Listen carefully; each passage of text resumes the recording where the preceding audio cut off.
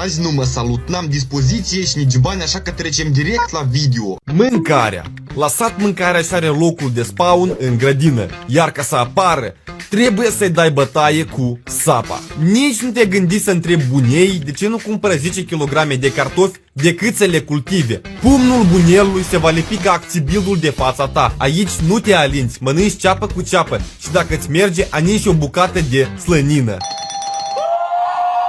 La oraș, mâncarea și are locul de spawn în magazin. Iar dacă ți lene să mergi 2 secunde, poți comanda pizza, spermiza, huiza. Mâncarea singură ajunge la ușă și sare direct în gură.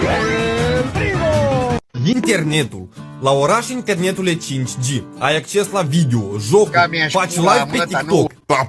Tapăm. Ai YouTube-ul portocaliu cu negru, etc. Pe când la sat, când babele aud de internet, cred că e vreun virus nou și dau peste tine cu o aghiazmă de parcă recent ai ieșit din iad.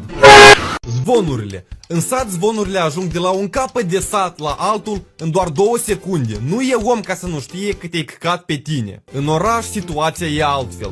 Zvonurile pot ajunge de la vecin în decurs de câțiva ani și doar sub 1 litru de Jack Daniels.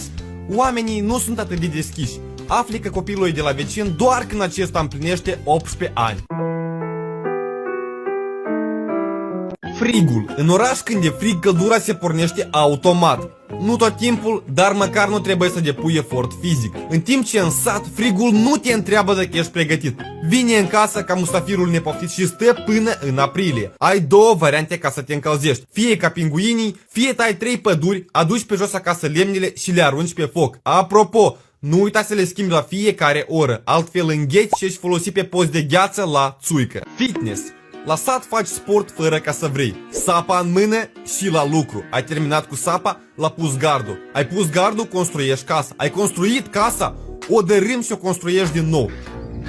Și credeți-mă, acolo sportul nu se termină niciodată. Antrenamentul poate dura de la 5 până la 10 ore pe zi. La oraș sportul e mai timid, pe când obezitatea face farfală. Mulți nu țin în mână nimic mai greu ca falusul și chiar de la asta obosesc, decurge transpirația ca apa în cascadă.